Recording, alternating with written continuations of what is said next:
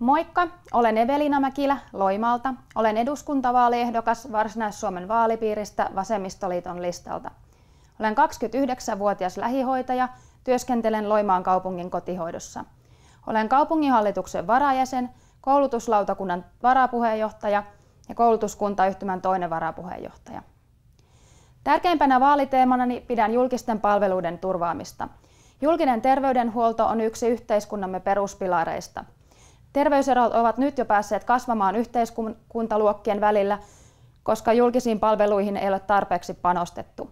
Yksityistäminen ja ulkoistaminen ovat vallanneet terveydenhuoltoalaa, jolloin terveyspalvelut ovat eriarvoisesti palvelun tarvitsevien välillä tarjolla. Julkisten terveydenhuoltopalveluiden tulee pystyä pysymään kilpailutusuhan ulkopuolella. Kuntien ja valtion tulee vahvalla veropohjalla turvata kuntien terveyspalveluiden turvaaminen kaikille tasapuolisesti inhimillisessä ajassa. Muistathan käyttää ääntäsi tulevissa eduskuntavaaleissa.